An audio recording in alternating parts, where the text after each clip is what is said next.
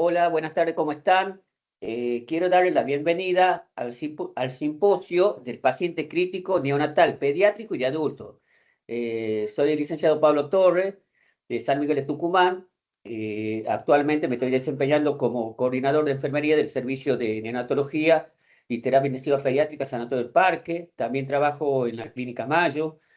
Soy especialista en salud pública y actualmente soy profesor de la Universidad Nacional de Tucumán, en la Escuela de Enfermería, en la Cátedra de Antropología y Salud. Bueno, tengo el honor de formar parte de este simposio, gracias a Gustavo Villalba. Voy a estar como coordinador. Voy a hacer la presentación del temario y de los disertantes que tienen una ardua trayectoria, lo que es en enfermería. Bien, el temario, lo que se van a disertar hoy día son lesiones prevenibles del neonato, intervención de enfermería en el cuidado del paciente quemado y colocación de catéter eco guiados y seguridad y calidad en el procedimiento. Bien, eh, los expositores, el que va a iniciar va a ser el licenciado Darío Bejarano. Darío es un especialista en cuidado crítico, coordinador del curso superior de la SATI, docente asociado a la Facultad de Ciencias de la Vida y Salud, presidente del Comité de Ética e Investigación Domínguez Lab y también instructor de ASARUC POCUS, que es la Asociación Argentina de Ultrasonografía Crítica. Bien, o sea, tiene bastante experiencia Darío con respecto a los catéteres guiados. Eh, Hoy también estaba como expositora la licenciada Ivana Mendoza, pero por problemas particulares no va a poder estar presente. Así que después que continúe Darío, va a continuar la licenciada Roxana Cardoso. Roxana tiene un maestrado en cicatrización avanzada de herida de la Universidad Abierta Interamericana de Buenos Aires.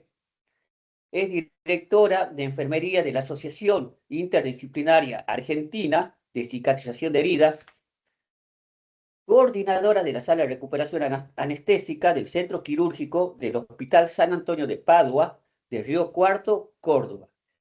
También ahí se desempeñó como ex enfermera de la unidad de terapia intensiva neonatal. Y actualmente ella está cumpliendo la función como asesora del cuidado de la integridad cutánea del paciente. También tiene hecho una diplomatura en enfermería legal y forense de la Universidad de Córdoba. También otra diplomatura en recuperación cardiovascular y trasplante de la Fundación Favaloro. Una diplomatura en política e intervención de salud de la Universidad de San Martín de Buenos Aires. Tiene más de 24 años ya si no me equivoco, de trayectoria, o sea que nos van a aportar estos expositores bastante con su experiencia. Bien, la modalidad que va a ser el tema del simposio va a comenzar Darío, el licenciado Bejarano. Una vez que termine de disertar, ahí pueden hacer las preguntas que ustedes desean, cosa que Darío pueda responderle y sacarle todas las dudas que ustedes tengan. Y después continuará la licenciada Cardoso. Así que, bueno, Darío, te dejo en tu mano a la audiencia para que nos explique todo lo que sabe. Hola, hola, buenas tardes. ¿Se escucha? Sí, sí, ¿Se Darío, se está escucha escuchando. y se ve? Sí, el video sí. Perdón, el PowerPoint sí. Bueno, Pablo, quedo. Vos sabés que estoy. Ah, ah, ¿Está todo bien? Sí, está bien ahí, Darío. Excelente. Bueno, bueno, bueno. Bueno, le agradezco un montón por la invitación. Agradezco que me den este espacio para hablar de esta práctica avanzada, que es el uso de la ultrasonografía en el cuidado diario de nuestros pacientes, ¿no? En este caso, vamos a hablar de acceso venoso de cobiados, que es una de las prácticas que se puede realizar con este equipo que todos sabemos que es inocuo, que no produce daño.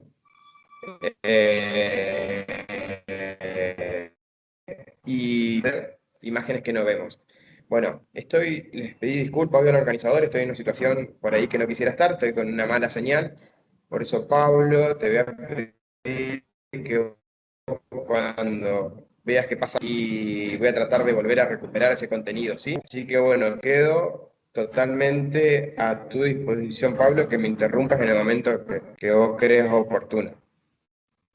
Dale, Darío, dale, buenísimo, ahí te estoy avisando. Bueno, ¿por qué es importante hablar de acceso venoso? Porque tenemos que empezar, bueno, porque debemos empezar a pensar que tenemos que gestionar el capital venoso del paciente, ¿sí? Gestionar quiere decir empezar a cuidar, debemos darle importancia. ¿Por qué? Porque como dice ahí, es limitado, ¿sí?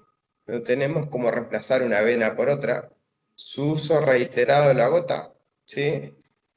Cada punción que nosotros hacemos agrede la integridad, deja cicatrices, es irreemplazable, su estado influye en la calidad de vida de los pacientes, su estado condiciona la decisión terapéutica, es uno y para toda la vida. ¿Qué quiere decir esto, colegas? Es que nosotros somos los que colocamos los accesos venosos, periféricos, centrales, de línea media, lo que ustedes quieran, pero nosotros somos los que punzamos, ¿no?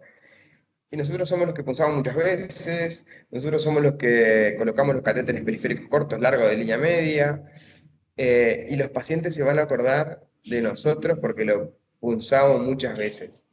O, en el mejor de los casos, se van a acordar de nosotros porque lo punzamos pocas veces. ¿Sí? Entonces, para entrarnos en este tema, tenemos que empezar a pensar en la gestión del capital venoso, ¿sí? Que somos nosotros los actores principales. Esta imagen, como ven acá, yo cada vez que voy pasando voy a hablar de imagen, como para que si pasa algo que no se ve, que Pablo me pare. Esta imagen que vemos acá tendría que quedar en el pasado, ¿no? Entendiendo de que las múltiples funciones ya no tendrían que estar en la atención Darío, del paciente. Darío, perdón, Sí, pregúntale a la audiencia si se escucha bien, porque ahí pusieron en el chat que no se escucha.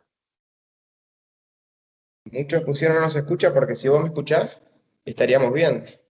No, sí, yo te escucho bien. Una sola persona puso, así que Vale. bueno.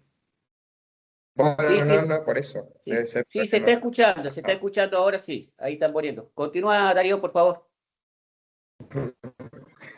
Esta imagen que vemos acá, ¿no? Tendría que ser una imagen del pasado ya, entendiendo las limitaciones y por ahí usted dice, pero yo no tengo ecógrafo. Bueno, fantástico, sí, sería una de las barreras instrumentales, porque no tiene que haber barreras de conocimiento, barrera de uso. El ecógrafo no tiene dueño, colegas, por lo cual es una herramienta que si la tengo disponible en el lugar donde yo trabajo, la tengo que utilizar. Para eso tengo que tener digamos, tengo que conocer la herramienta, ¿no?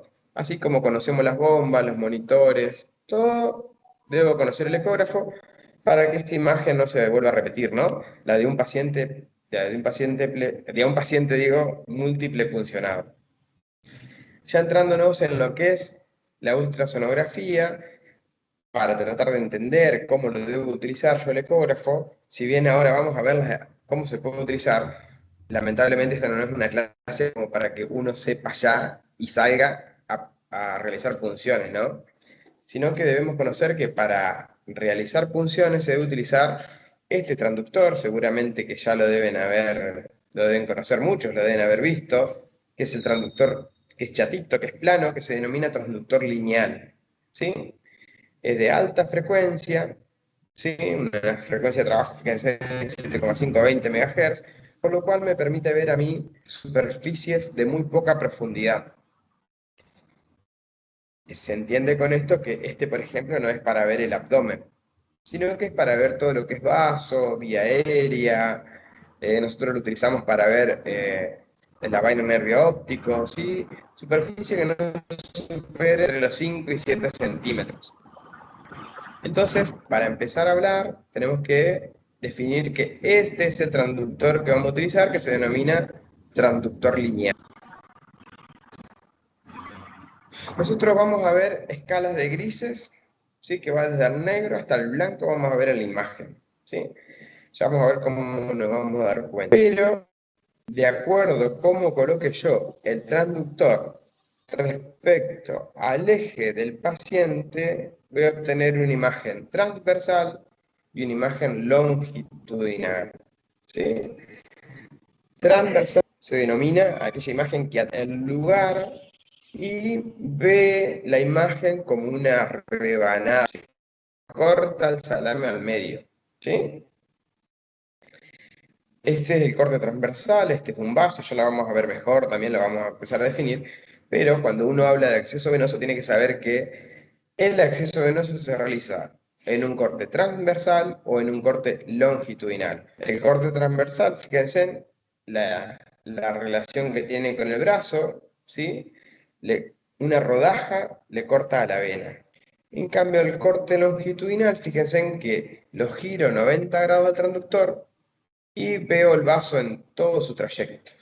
¿Sí? Agarro y corto salamín al medio, pero a lo largo. Este corta el salamín al medio, pero a lo ancho, ¿se entiende, no? Cualquier cosa también, luego de que termine la exposición, hablamos de las preguntas. Y esto, cuando uno habla de punción, tienen que entender estos cortes. ¿Cómo lo estoy viendo yo al vaso? ¿Lo estoy viendo redondo o lo estoy viendo largo? ¿Sí? Si lo veo redondo, corte transversal. Si lo veo a lo largo, si lo veo a su largo completo, es un corte longitudinal, ¿sí? De acuerdo a cómo yo realice los movimientos del transductor. ¿A qué pacientes se van a beneficiar con esta práctica avanzada? ¿Sí? Porque esto, y concuerdo con ustedes, lo que muchos están pensando, si yo tengo la vena visible y palpable, señores, lo que voy a hacer es colocar ese catéter de manera tradicional, ¿sí? Siempre que estemos hablando de un catéter periférico corto, ¿no? Pero los pacientes que se van a beneficiar son aquellos múltiples punzados que antes de que yo lo punce varias veces y que recién después pueda llegar a pedir ayuda, lo que voy a hacer es objetivizar esta que nosotros decimos, che, este paciente va a ser difícil, este paciente mirá el bracito que tiene. Entonces es paciente para yo decir, para yo, basta de estimar, ¿no? Estimo, me parece que, directamente lo tenemos que sacar y volver ese dato totalmente objetivo a través de la valoración de la escala DIVA, ¿sí? Esta escala, lo que nos va a decir es que el paciente va a tener un acceso periférico venoso difícil. Fantástico, ¿no? Ya vamos a ver la escala igual como para que ustedes vean y la puedan valorar. Seguramente conocido también por varios, ¿no? Dice que todo paciente que requiera más de 3 punciones o 2 punciones de un experto para lograr la canulación venosa exitosa o cuando el procedimiento tarda más de 30 minutos, perdón, se requiere la ultrasonografía, ¿no? ¿Qué pasa? Pero antes de llegar a las 3 punciones o 2 punciones, para colocar un acceso periférico de línea media, un acceso periférico corto o una línea arterial, por ejemplo, lo que vamos a realizar es esta valoración. A ver, ¿este paciente va a ser de acceso difícil o un acceso fácil? Y voy a esta escala. Esta escala me va a definir a mí si utilizo el ECO o utilizo la manera tradicional, ¿sí? Esta escala, fíjense ahí las variables que valora, historia de acceso venoso difícil. Vieron que siempre tenemos ese paciente, por lo menos en el adulto, en el que te dice, no, yo soy difícil de colocar el suero, o difícil para sacar sangre. Si tenemos esta historia, o ya lo conocemos al paciente, ¿no? Ahí viene Pérez, Pérez es re difícil de colocarle. Fíjense en que le damos un puntaje de 3. Si no tiene historia de acceso venoso difícil, 0. Depleción de acceso venoso debido a agentes quimioterapéuticos, sea un paciente que ha tenido quimioterapia o venopunciones previas, ¿sí? Ya llegamos, ya está todo emparchadito por todos lados, o drogas de abuso, le damos un 2 o 0. Y así vamos evaluando cada uno de los parámetros y luego vamos a hacer una sumatoria de todos, ¿sí?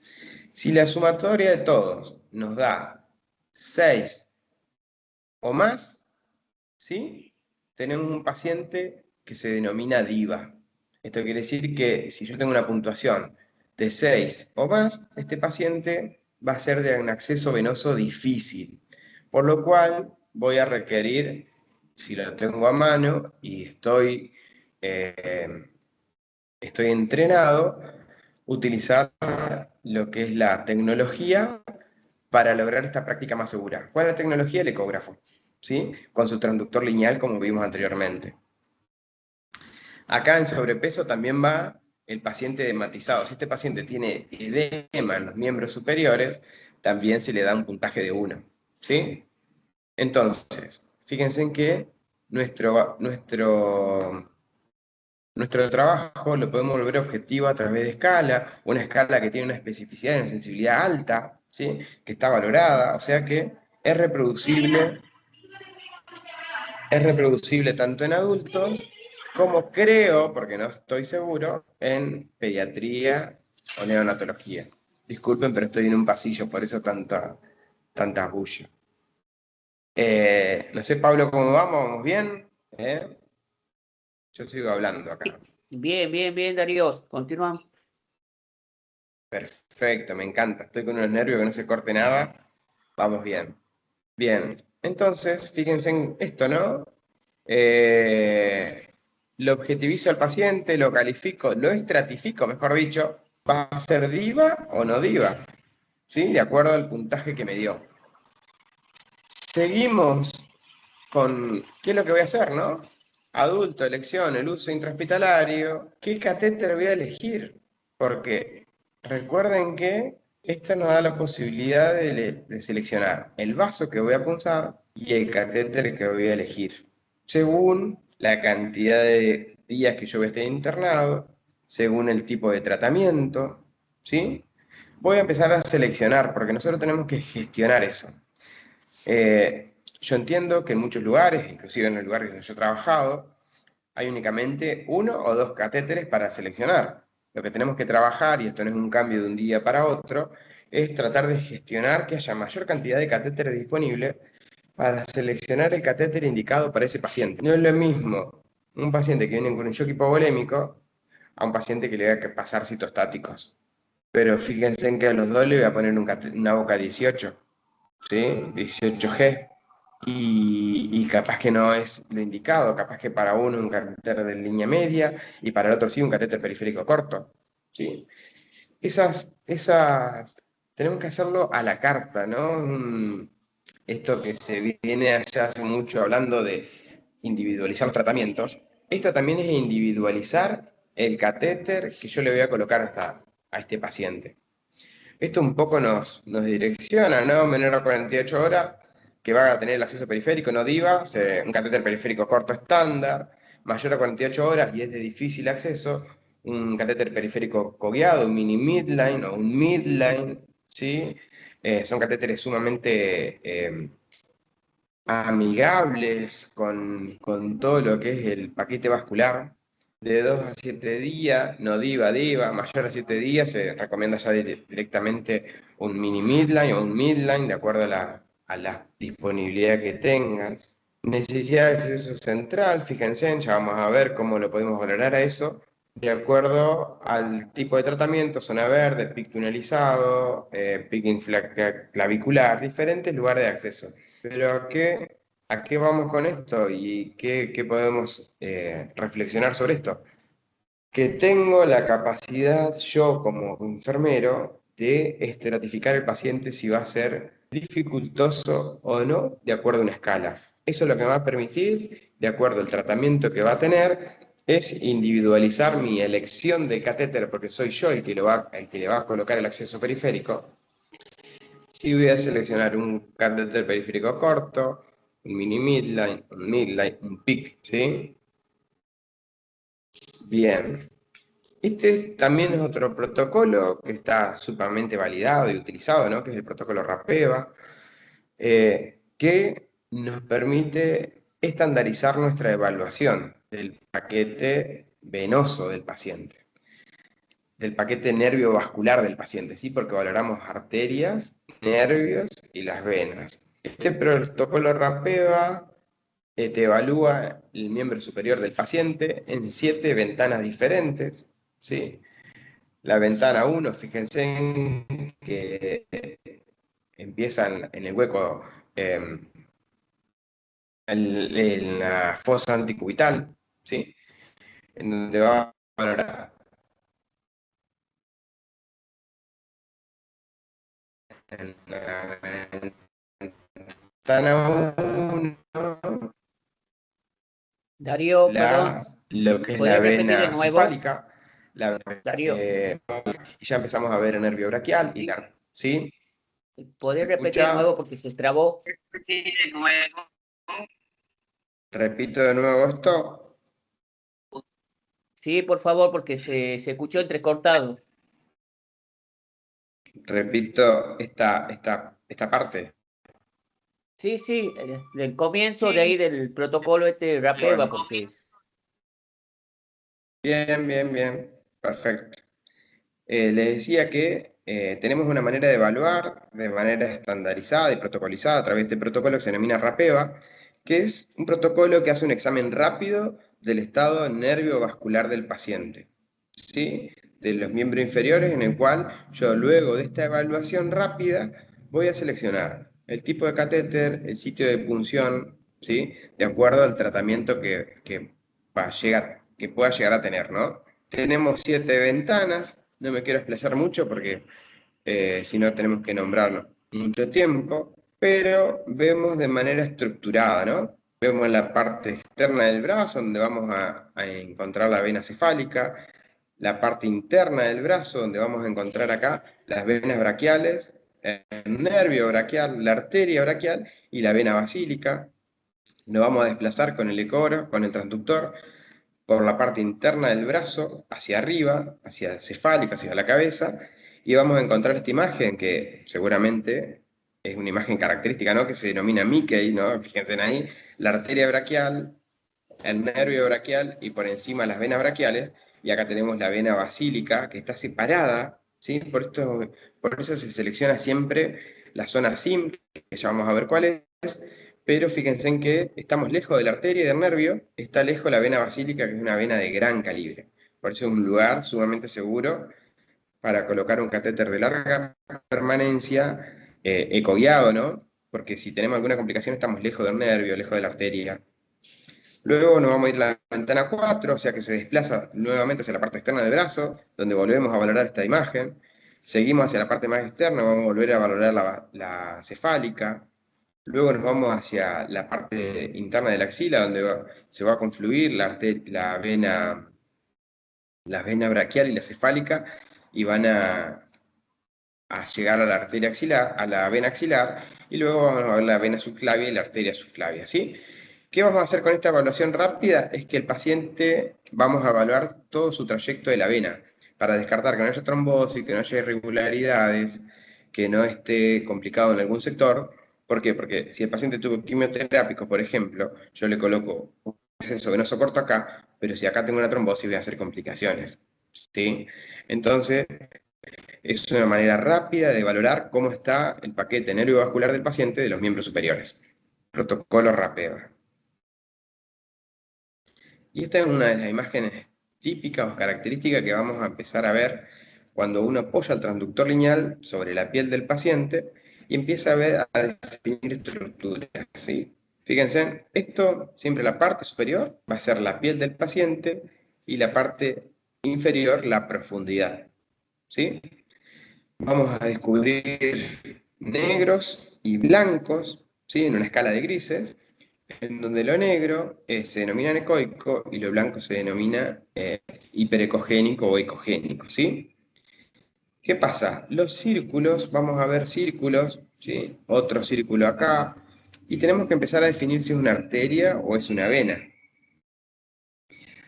De manera fácil y rápida se define si es vena o arteria a través de la compresión. Yo comprimo la piel con mi transductor sobre ese círculo y si desaparece es una vena, debido a que no tiene la pared muscular, y si no desaparece es una arteria. Y seguramente en la compresión va a empezar a latir, ¿sí? Podemos seguir evaluando eso, a ver si realmente, che, no tendrá un trombo en la vena, por eso no colapsa. Y podemos poner el Doppler, ¿sí? El Doppler pulsado, en el cual acá, si yo lo coloco sobre ese círculo que estoy viendo, fíjense en acá sobre la arteria braquial, me va a dar la onda pulsátil, ¿sí? En cambio, si yo le pongo el Doppler y pongo la ventanita sobre ese círculo y no me da ninguna onda, me da esta onda, ¿sí? Este es el espectro Doppler del flujo venoso. No tiene ondas, ¿sí? O sea, ya evaluamos si es una vena o una arteria. ¿Cómo? Primero comprimiendo y luego poniendo Doppler pulsado. Si me da una onda arterial, es una arteria.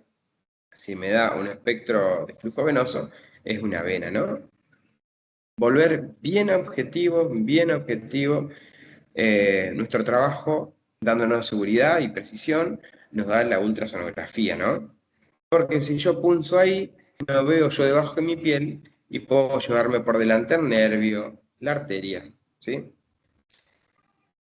Esto es lo que hablábamos de la zona SIM, zona verde de SIM, en donde, fíjense en acá, este es el brazo, esta es la parte de la cabeza, esta es la parte de los pies, ¿sí? De la mano, digo, y este es el brazo. ¿Qué es lo que dice? Que el brazo tenemos que dividirlo en tres, y el tercio medio es el tercio seguro.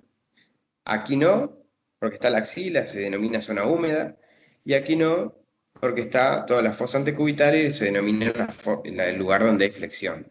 Entonces, ¿dónde vamos a seleccionar el lugar del catéter? Preferiblemente un catéter de línea media o un PIC en esta zona, donde está la basílica, ¿se acuerdan?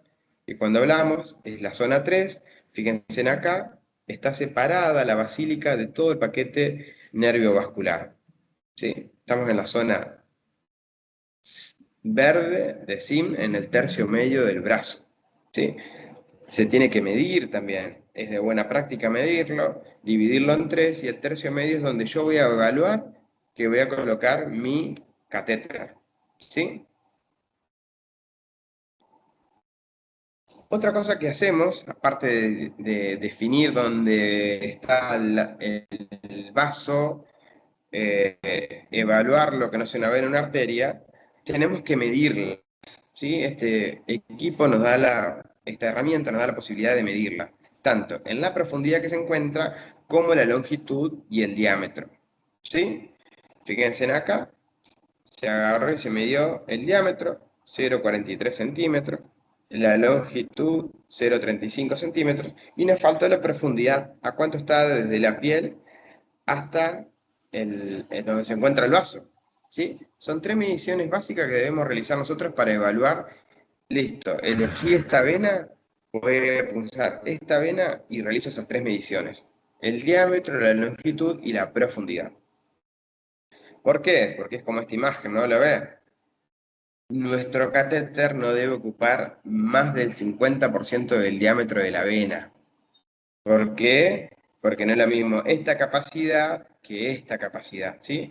Si yo a esta vena muy pequeña le pongo una boca de 18, seguramente estoy ocluyendo más del 50% de la luz, por lo tanto el riesgo de trombosis es elevadísimo, ¿sí? Tampoco esto, que nos quede un catéter 24 en una vena de gran diámetro, ¿por qué? Porque directamente no nos va a permitir pasar flujos, ¿no? Pasar grandes volúmenes. Y esto también nos objetiviza a través de esto, también validado, escala de catéter vena, ¿no? Que mide el diámetro y el tipo de catéter que podemos llegar a seleccionar. Fíjense en acá, nos va a dar el tamaño del vaso, ¿sí? En milímetros, el diámetro del vaso, fíjense, 2, 2,5, 3 milímetros, 3 milímetros y medio, 4, y con el tamaño del catéter que podemos seleccionar, o ya sea en Gauss o en French, ¿sí? Entonces, vuelvo a repetir esto con la precisión y seguridad. Volvemos a nuestra punción más segura. Y fíjense en el catéter 18, está recomendado en un paciente que tenga entre 3,5 y 4,5 el diámetro de esa vena. El paciente tiene un diámetro de 2,5, no se recomienda. 18, ¿sí? ¿Por qué? Porque va a incluir más del 50% de la luz del vaso. Lo mismo que con los French, 3 y 4, ¿no? Es bastante bien reproducible esta escala y nos objetiviza nuestro trabajo. Esto es, che, ¿qué éxito voy a tener yo cuando realice la punción? Y hay un porcentaje de éxito bastante elevado, tanto en los porcentajes de éxito en la primera punción como en el porcentaje de éxito eh, de acuerdo a la profundidad y el diámetro, ¿sí? Fíjense en acá, la profundidad, esto está en milímetros. Si yo tengo una profundidad que en mi vaso está a menos de 0,3 milímetros, quiere decir que está muy superficial. Entonces voy a optar por el método tradicional de palpación o visión y la punción del vaso. Entonces, si está en menos de 0,3 milímetros, no me conviene utilizar la ultrasonografía, me conviene utilizar el método tradicional. Entonces, voy a tener éxito si el vaso está entre 0,3 y 1,5 centímetros de profundidad. 0,3 milímetros, 0,3 centímetros, perdón, a 1,5 centímetros de profundidad. Si está en este rango, voy a tener éxito. Si es menor de 0,3, voy por el método tradicional. Si es mayor a 1,5, directamente un catéter periférico corto no voy a poder colocar. Voy a tener que optar por otra disponibilidad de catéteres, ¿sí? Y el diámetro, un diámetro que sea mayor a 0,4 milímetros, también me va a permitir una mayor tasa de éxito, ¿sí? Esto es lo que yo le decía, ¿no? De empezar a evaluar el vaso, así se ven, no hay otra imagen. Esto es el signo del ojo, le gusta poner nombres raros. Este es el signo del ojo que vendría a ser como un ojito, ¿no? Tenemos la fase superficial, la fase profunda y todo lo que es el vaso, que así, asimila un ojo. Se ve así en un corte transversal, ¿sí? Esto también la ecografía, como ya les dijimos, como le dije anteriormente, nos permite identificar arterias, nervios y venas, ¿sí? Fíjense, acá tenemos esta imagen típica, que es la que yo le decía, el de Mickey, que aquí esta es la arteria braquial y estas las venas braquiales, ¿sí? Fíjense que si yo selecciono una vena, está muy cerquita de la arteria. Por lo tanto, esta es la misma imagen. Acá en esta imagen un poco más ampliada, vemos la vena basílica. ¿Sí? Que está muy segura. Si yo me equivoco en un poquito para un otro lado, estoy lejos de provocar daño. Y por supuesto que los nervios los vamos a identificar también. ¿Para qué? Para alejarnos de las punciones, del dejo del nervio, ¿no? Luego de esta evaluación, de todo este procedimiento estandarizado, vamos a proceder a la técnica de punción, propiamente dicha, ¿no? Tenemos la técnica, como ya dijimos, en plano transversal o eje corto, que puede ser estática o dinámica. Esta es la estática. Coloco yo el transductor, veo el vaso, lo veo de esta manera, y empiezo a hacer la punción distal del transductor hasta que veo una punta brillante hiperecogénica, que es la aguja, que está dentro del vaso, ¿sí? Esta técnica no se recomienda porque es una técnica estática, ¿sí? En la cual yo puedo errarle al vaso, ¿no? Pero es un corte transversal del vaso, lo vamos a ver redondito, y cuando la aguja ingrese en el vaso, si está dentro del plano transductor, vamos a ver esta imagen, ¿sí? Esta otra técnica, que es la transversal, no es ya estática, sino que es dinámica, con aguja fuera del plano, lo que hacemos acá, y esta me encanta porque vamos viendo directamente el trayecto de la vena, es colocar el transductor en un lugar hasta que aparezca la vena, la aguja, perdón. ¿Vieron ahí ese puntito brillante que se ve arriba? Es la punta de la aguja. ¿Qué es lo que hago yo? Desplazo el transductor hacia adelante hasta que la punta de la aguja desaparezca. Cuando desaparece la punta de la aguja, esa imagen hiperecogénica, lo que hago nuevamente es avanzar otro poquito más la aguja hasta que vuelve a aparecer en el plano. Cuando aparece en el plano y aún está lejos del vaso, avanzo nuevamente el transductor hasta que llega un momento en que ese puntito blanco hiperecogénico se va acercando al vaso y vemos cómo ingresa, ¿sí? Esta es la técnica en plano transversal o eje corto dinámico con aguja fuera de plano. Hay un avance del transductor siguiendo el trayecto de la punta de la aguja, hasta que la vemos nosotros ingresar al vaso. Esta es un poco la técnica combinada, ¿sí? En eje transversal, o si no, vamos directamente a la que utilizamos muchos, que es el plano longitudinal. Fíjense, lo que yo hago es seleccionar mi vaso en el eje transversal, luego giro el transductor y veo en todo lo largo, veo el catéter, ¿no? Veo el vaso, perdón. Y esta es la imagen, que vamos a ver siempre.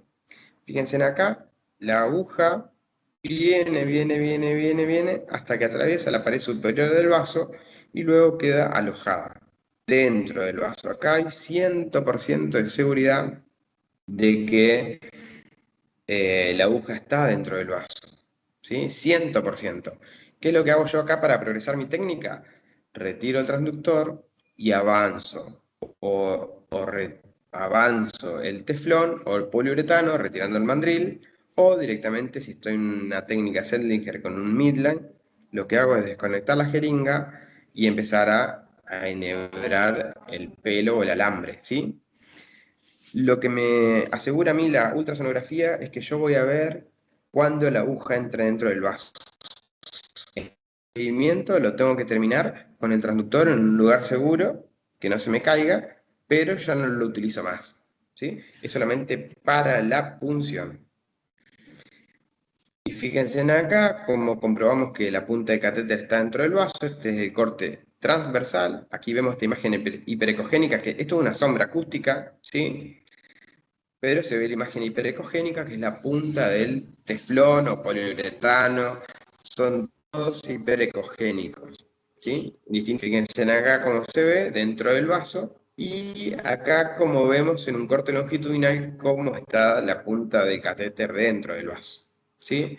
Imposible errarle, imposible que esto sea inseguro. Estas imágenes no son mías, son de una colega, Judy Modesto, seguramente algunos la conocen. Pero son catéteres colocados bajo guía ecográfica, catéteres periféricos cortos, catéteres midline, fíjense, en la zona 3 de SIM, en donde el paciente con una sola punción se colocó este acceso venoso en un paciente DIVA, ¿sí? Bueno, muchas gracias. Estas son distintas capacitaciones que hemos dado. Seguramente es el punto de partida para muchos colegas, o puede ser, digamos, algo más de conocimiento y experiencia para otros. Lo que yo siempre digo, tanto cuando empiezo como cuando termino, es que el ecógrafo no tiene dueño, el conocimiento no tiene límites, por lo tanto debemos ser protagonistas en todas estas intervenciones, sea adulto, pediátrico, neonato. Digamos, enfermería no tiene que tener límites de gente en cuanto al conocimiento, por lo tanto la ultrasonografía es una herramienta que la debemos aprovechar al máximo. Muchas gracias. Excelente, Darío, muy buena, la verdad que está muy bueno ¡Ay, el- salió! ¡Vamos! la metodología. La verdad que es una buena técnica porque es Ujú. verdad, como vos decís, eh, por ahí muchas veces los pacientes, los familiares, muchas veces ellos mismos te dicen, ¿por qué lo pincha tanto a mi bebé? ¿Por qué tanto lo pincha a mi hijo o al paciente adulto, ¿no? Eh, y es así, es una gran técnica y que está bueno. Lo que sí yo te quería hacerte una consulta, Darío, eh, para aprovechar ahora Sí. que la experiencia que vos tenés, ¿hay alguna ley que te ampara con estos procedimientos? No vamos a hacer diagnóstico, esto es claro, ¿no? Es una herramienta más que tenemos nosotros como para volver seguro. La ultrasonografía lo que tiene es un vacío totalmente enorme, no hay nada escrito, si no está escrito no está prohibido. Lo que sí, digamos, no vamos a colocar un acceso central, pero sí voy a colocar un acceso periférico corto, o un catéter de línea media, o un PIC, ¿sí? Y voy a utilizar este procedimiento. Esta que no le va a provocar daño al paciente, al contrario, es mucho más seguro, ¿no? Como hemos visto. Sí, en muchos lados se está trabajando en el registro de lo que nosotros hacemos bajo guía ecográfica, ¿no? Por ejemplo, el registro nuestro puede ser tranquilamente, porque esto se pueden guardar imágenes, ¿sí? Se pueden crear archivos, más si yo tengo historias clínicas digitales, esto puede ampliar, ¿no? El horizonte nuestro. En muchos lados se está registrando que se colocó un acceso periférico corto o un acceso periférico, un acceso central de inserción periférica bajo guía ecográfica. ¿Sí? Se registra eso. Se graba la imagen, se descarga o se deja al mismo equipo, digamos, si tiene memoria, pero legalmente no hay nada escrito, ¿sí? Porque es una práctica avanzada. Sí está dentro de la bibliografía en las prácticas avanzadas. Sí está como recomendación las prácticas avanzadas, la ultrasonografía en el documento del 2022, me parece que lo habían escrito. Bien, buenísimo Entonces, Darío, sí, muy buena tu respuesta. Darío, ahí me consulta López Analía, eh, ¿qué procedimiento utiliza para cubrir el traductor? perfecto, eso es. Yo de esto vengo trabajando desde el 2013, ¿no? Hace un par de años ya, y cada vez hemos mejorado un poco más los procedimientos en cuanto a la infección. En este momento estamos haciendo con las mangas estériles, ¿sí? En Argentina, yo desconozco, pero en Argentina tenemos aún la muestra de gel transductor estéril, por lo tanto, es un gel que no hace el procedimiento, se Perdón coloca el gel Darío, dentro de la manga. Darío, perdón, se escucha entrecortado, ¿podés repetir? Ahí se escucha, Ahora sí se escucha, ahí ahora se sí. escucha. Decía que lo que nosotros utilizamos son las mangas, dentro de la manga se coloca el gel y se manipula. Puede ser un guante, puede ser una manga, puede ser un apósito transparente, estéril, ¿no? Que se coloque en un poquito. Lo que trata de evitar es que quede aire o burbujas de aire entre la superficie estéril y el transductor. Lo que puedo hacer para mejorar la imagen es si descargando chorritos de solución fisiológica sobre la piel, estéril también, eso también me va a mejorar la transcripción de la imagen en la pantalla.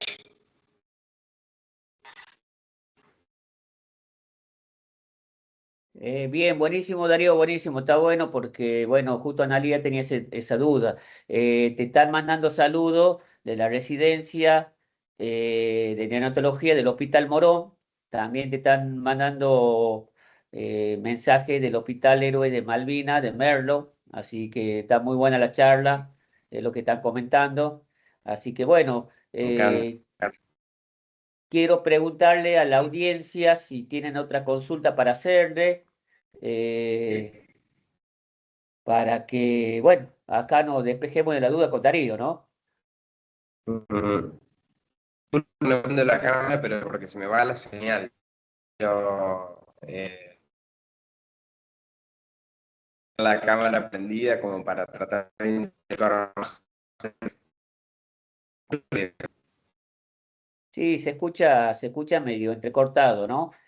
Bueno, te mandan saludos del Hospital Ricardo Gutiérrez, excelente disertación, la verdad que también te están enviando mensaje del Servicio de Neonatología del Hospital José Paz, así que muy buena la charla, la verdad que excelente, Darío.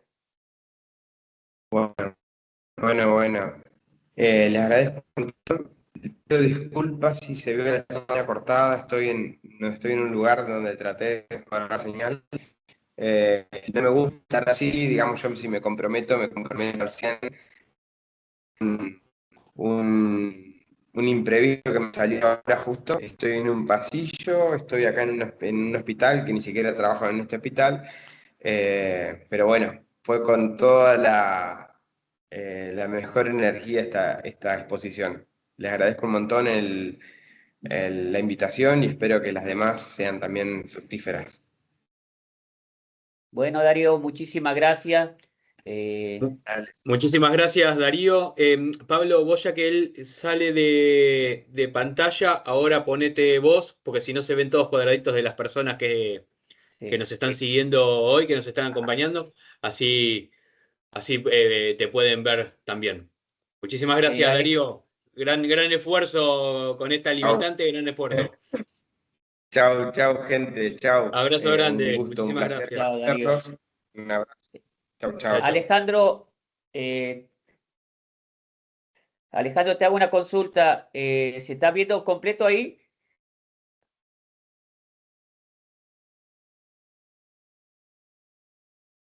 Hola, hola, Alejandro, ¿me escuchás? Sí, ahí te veo a vos, pero también depende de cómo ve de cómo lo ponga la vista que ponga la gente. Por lo menos así se te ve. Pero Bien, después buenísimo. la gente puede cambiar a galería o vista de orador, de la parte donde arriba dice vista, y puede Sí, poner vista de orador y así apareces vos directamente o el que hable. En este caso ahora Roxana. sí, bueno, Roxana, ¿me escuchas? Hola, ¿cómo están? Un gusto, ¿me escuchan? ¿Se escucha bien? Sí, sí, Roxana, te Hola, estamos escuchando bien. bueno, perfecto. Bueno, Roxana, Cuando quieran, bueno, un placer. Así que nada, dejo todo en tu mano para que nos conté tu experiencia y explique los temas. Dale, te mando un abrazo. igualmente, adiós. Bueno, ¿cómo remontarla ahora después de la disertación? Es como subirse después al karaoke, después que cantó uno muy bien. Bueno, este es el compromiso que yo tengo ahora, ¿no? Vamos a compartir pantalla. Eh, Ustedes me van diciendo si se ve. ¿Se ven? Hola, No, no se ve Ale. todavía. No se ve. Bien, bueno, a ver, me está diciendo que está preparando todo. Bueno, en principio contarles que mi nombre es Rosana Cardoso, soy licenciada en enfermería, maestrando en cicatrización avanzada de heridas. Bueno, estoy dirigiendo la Comisión de Enfermería de la IAC, que es la Asociación Argentina de Cuidado de Heridas. Y bueno, estoy justamente yo vivo al sur de Córdoba, en Río Cuarto, y estoy yendo a Santiago del Estero, a Termas de Río Hondo, que están las jornadas del NOA, de la Sociedad Argentina de Diabetes. Así que ahí, bueno, vamos a estar hablando también de cuidado del pie diabético y demás. La idea es poder pasarles un... A mí me parece la pantalla ahí, ¿ustedes no la ven? Listo, se ve ahí, se está viendo, Roxana. ¿Ahí se ven? Sí, sí, sí, se está viendo, excelente. Bueno, lo que vamos a hablar hoy son las lesiones prevenibles del neonato. Ustedes saben que la OMS estima que a escala mundial cada año miles de millones de pacientes sufren muchas lesiones incapacitantes o también mueren a consecuencia de la atención médica insegura. Entonces, todos los años se trabaja sobre seguridad del paciente. Este año justamente dentro de las metas del Día Mundial de la Seguridad del Paciente se trabaja sobre neonatología, ¿no? Entonces se refiere a lo que es la atención segura para todos los recién nacidos y todos los niños. Estas metas son 5 que van a estar trabajándose durante todo el 2025 con la intención de mejorar la seguridad del paciente de estos grupos etarios, porque se consideran que son los más vulnerables dentro del sistema de salud, ¿no? Entonces, Roxana, perdón, sí, ¿me escuchás? ¿te escucho?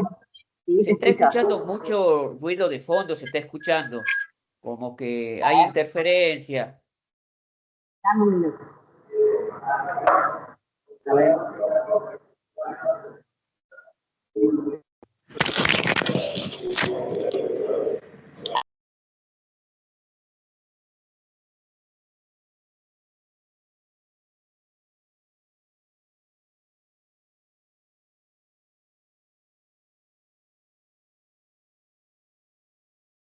No, no se ve nada, Roxana, ¿no?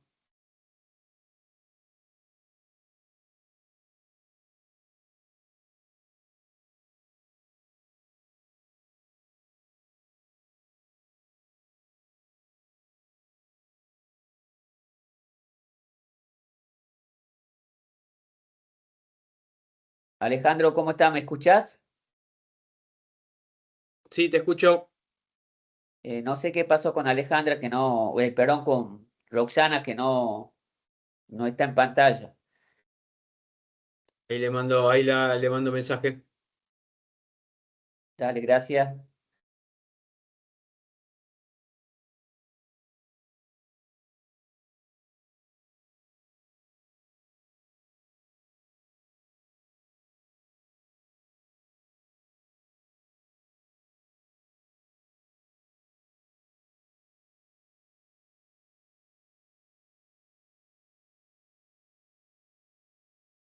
Bueno, mientras Roxana se vuelve a conectar, les comento, mi nombre es Alejandro Esteves, de la empresa Propato, soy el jefe de unidad de negocio de neonatología.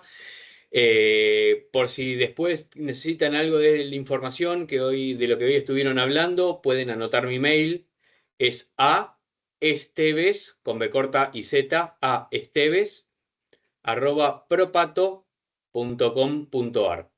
Cualquier duda que tengan sobre el tema o si necesitan alguna información extra, me lo pueden enviar a mi mail y yo se lo traslado a los oradores.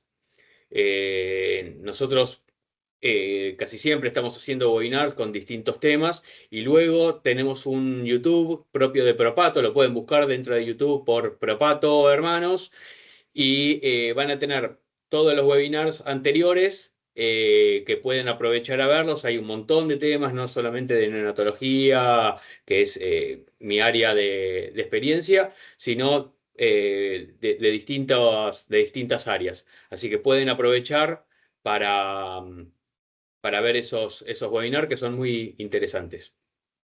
Los dejo a ver si puedo comunicarme con Rosana a ver qué pasó. Si me esperan unos segunditos, les agradezco muchísimo y disculpen la molestia.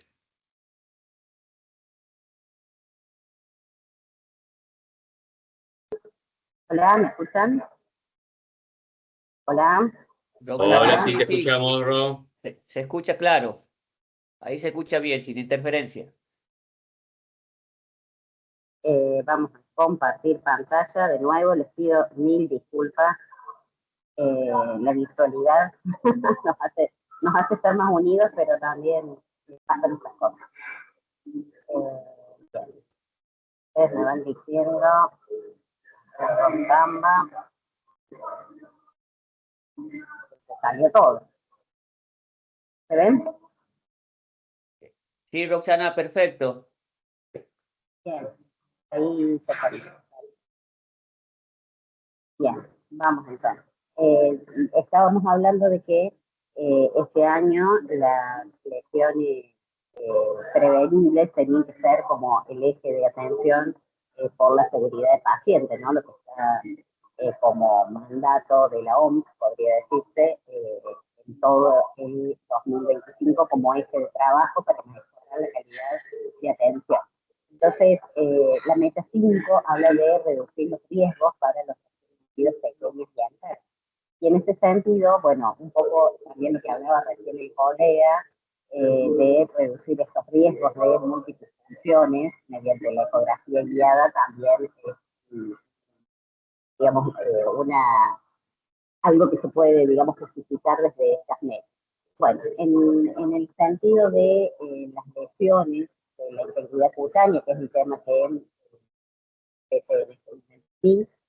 vamos a hablar sobre las lesiones asociadas a la dependencia. Esto es un término que se viene usando ya desde hace varios años. Les dejo, van a ir apareciendo como QR, que es la bibliografía con la que se utilizó para poder trabajar toda esta presentación. Bueno, en este documento, el grupo GENEU, que es un grupo de trabajo español, habla sobre las lesiones relacionadas de la dependencia y hace referencia a todo lo que es la prevención, la clasificación y la categorización de los mismos. Y entonces, en ese sentido, se menciona que la dependencia se desarrolla cuando justamente se precisa del cuidado de una tercera. El denominador común de todo este tipo de lesiones es que siempre va a haber una persona cuidando a este paciente. Entonces, independientemente de la edad o es decir, desde la infancia a la vejez, y también independientemente de qué tipo de enfermedad sea la que está cursando nuestro paciente, ¿no? Que puede ser aguda o crónica. Y también es independiente el grado de inmovilidad. Siempre el único factor común va a ser ese cuidador que va a estar a cargo de esta prestación. Entonces, en este documento se hacen distintas observaciones o distintas categorizaciones de las lesiones asociadas a la dependencia, y ahora vamos a desarrollar algunas, como las dermatitis asociadas a la incontinencia, las marcilas, lesiones por presión, algunas úlceras por extravasación y todas aquellas otras lesiones iatrogénicas que se producen durante la atención de lesiones. Para hacer una breve introducción, esto lo vamos a pasar rapidito porque ustedes seguramente ya lo saben, cómo está conformada la estructura de la piel, que tenemos la hipodermis, la dermis, la epidermis. Roxana, perdón. Sí. Se está escuchando, me están enviando mensajes la gente que se está escuchando con mucho eco. O sea, como que no están... ¿Ahí mejor? Ahí sí, un poco mejor ahí. Bueno, me vas parando, por favor. Bueno, la estructura de la piel, como decíamos, tenemos la hipodermis, la dermis y la epidermis, y a su vez tenemos otras muchas estructuras que van a conformar todo este órgano que es, ustedes ya lo saben, el órgano más extenso del cuerpo humano, ¿sí? Y la epidermis se va a conformar de distintas células que van a ir formándose desde la dermis, pasando a conformar distintos estratos como el basal, el espinoso, el granuloso y el lúcido, y a su vez el estrato córneo a posterior. Estos estratos van a estar formados por unas células que se llaman queratinocitos, ¿sí? Y van a ir formando como distintas capas que van a ir amontonándose una sobre otra para formar todo este estrato córneo, ¿sí? Esos queratinocitos están unidos entre sí por otras ultraestructuras que se llaman hemidesmosomas o desmosomas, que son las que le van a dar, en definitiva, la constitución a la piel y a la fuerza de tensión que tiene la piel, ¿sí? Entonces, estos queratinocitos van a ir migrando hacia la superficie, se van a ir volviendo viejos, senescentes, y cuando llegan a la epidermis, estas células que van a ir muriendo se descaman en la superficie de la piel, ¿sí? Todo eso forma el estrato córneo, que es la capa externa de la epidermis. Y tiene más o menos entre 10 y 20 capas de esas células que estábamos mencionando. Ahora fíjense ustedes que la maduración de este estrato córneo se produce después de las 28 semanas. Entonces va a ir completando el desarrollo hacia las 34 semanas. Seguramente antes de esta edad gestacional, la piel va a estar pobremente queratinizada. Por lo tanto, la posibilidad de lesión es mayor en los recién nacidos pretérminos, ¿sí? Esto lo vamos a pasar rápido porque ya todos lo conocemos, cuáles son las funciones en general de la piel, ¿sí? Que va a limitar la pérdida de calor, limita también la absorción de sustancias tóxicas, tiene que ver un papel importante en la termorregulación, ¿sí? En la protección, en la síntesis de vitamina D, y así con cada una de estas ultraestructuras. También es un órgano que nos va a poner en contacto con el medio externo, y entonces va a ser las primeras sensaciones que tenga el recién nacido en contacto con su mamá, van a ser como receptadas por este gran órgano.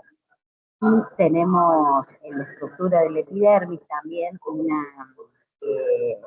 algo que se llama unto sebáceo o vermis gaseosa, que es un proceso que dura aproximadamente en formarse 25 días. Y esto va a proteger y cubrir al recién nacido, generando un shock de vitaminas y de, digamos, elementos que van a servir para la protección de este recién nacido después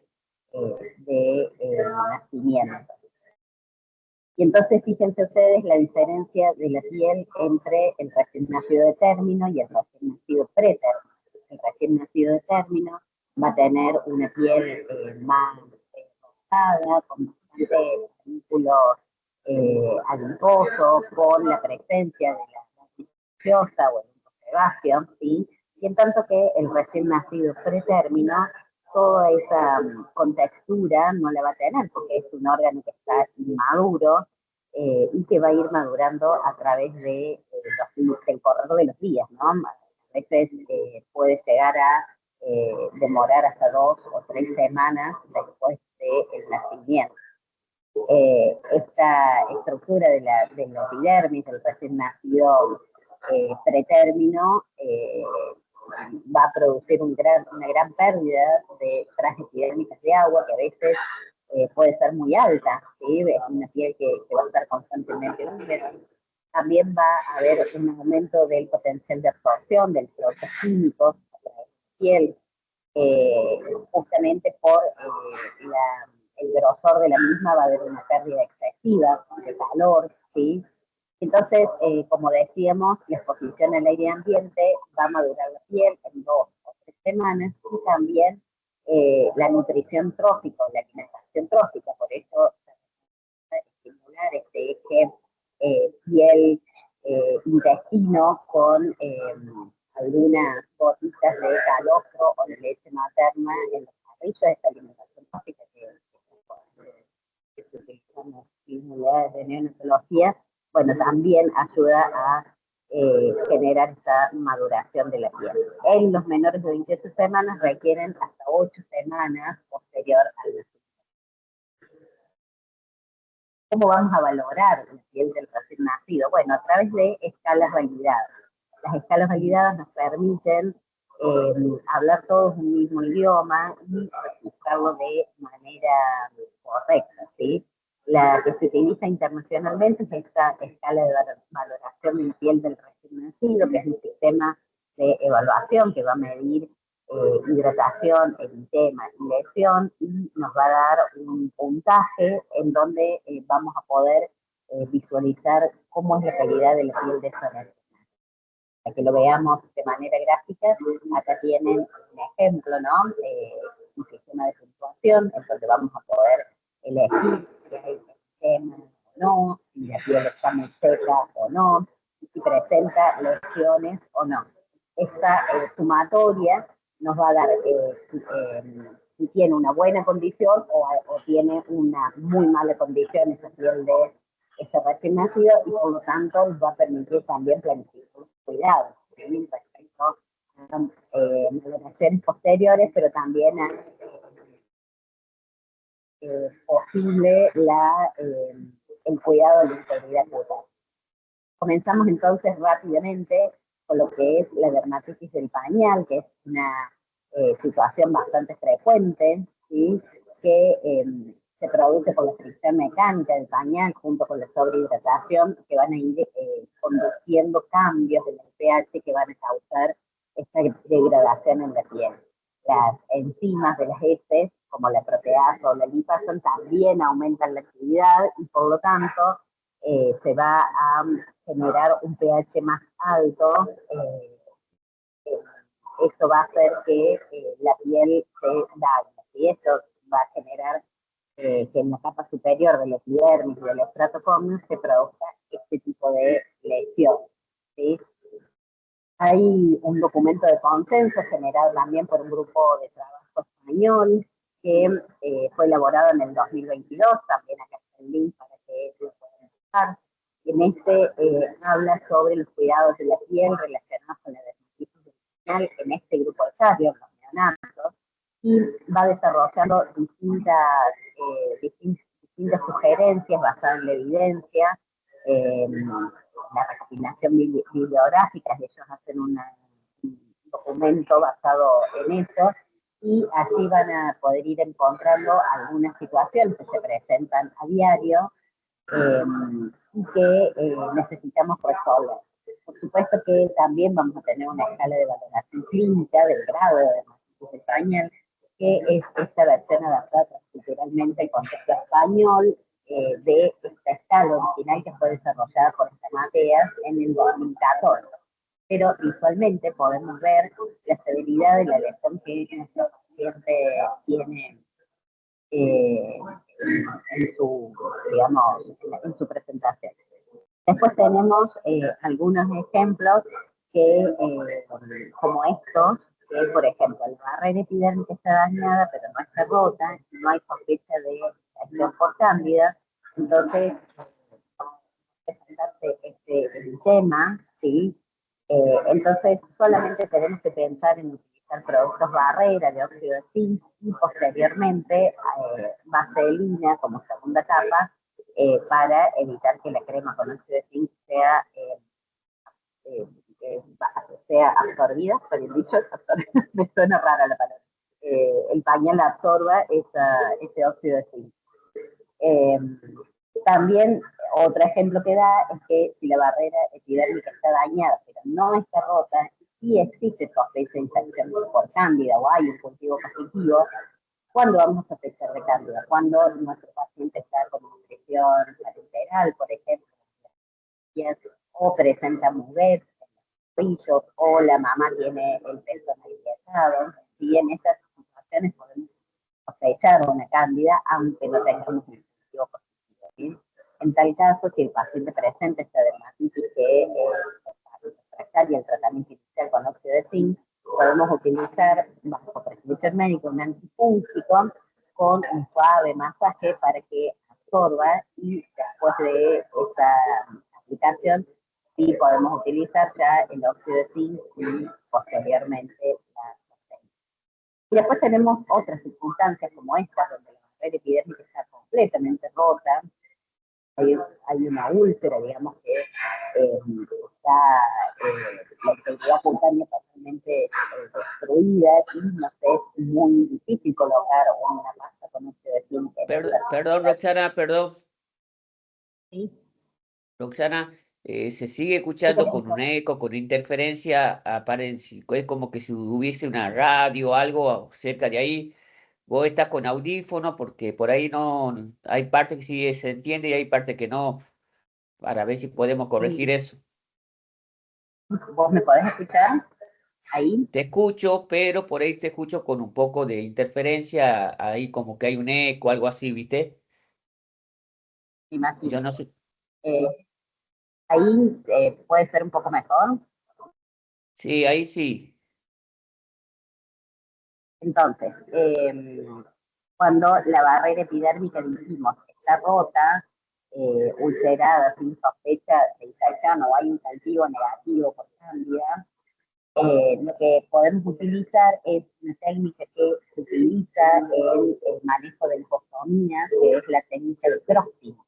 Esta técnica consiste en aplicar un polvo de hidrocoloides sobre esa zona que está lacerada para que absorba el exudado, el exceso de exudado, y ahí poder aplicar un spray protector, que en general son zonas o acrilatos, ¿sí? Y, para que esto tenga un efecto de, digamos, como evitar que la heces y la orina pueda degradar el tejido, ¿sí? Es como que aísla, ¿sí? Entonces, ¿cómo va a ser esta técnica de Crofting? Bueno, se coloca polvo, spray, polvo, spray, polvo, spray, y se va a formar una costra. Esto nos va a permitir ir recuperando todo lo que es la epidermis.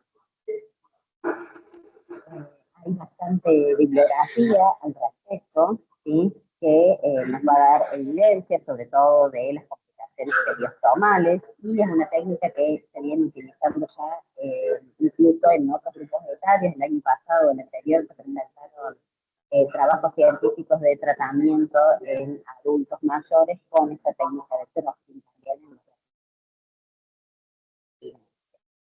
Bueno, respecto a... Sí, las marfil, ustedes saben que es un daño de la piel que se produce con el adhesivo de uso sanitario. Es una sigla en inglés, ¿sí? Y que se va a observar eritema o cualquier otra manifestación de normalidad cutánea que va a incluir ampollas, eritemas, vesículas que van a persistir después de 30 minutos que se retiró el adhesivo. Es un evento adverso que no está dimensionado como un problema real, que está como infravalorado, podríamos decir, que genera esta complicación, ¿no?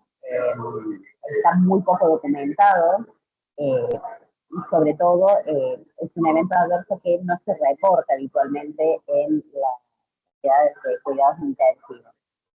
La causa es la aplicación inapropiada o retirada de los adhesivos y los efectos es que comprometen la integridad cutánea, aumentan el riesgo de infección y producen también dolor en el recién nacido. Fíjense en esta imagen que fuente de gentileza del Hospital Garrahan, este niñito que había recibido, bueno, estaba en recuperación postquirúrgica y estaban utilizando un tipo de apósito transparente y cambian la marca que se utilizaba y genera esta lesión al ser retirado. Entonces, hay distintos factores, fíjense cómo influye también la calidad del insumo que estamos utilizando.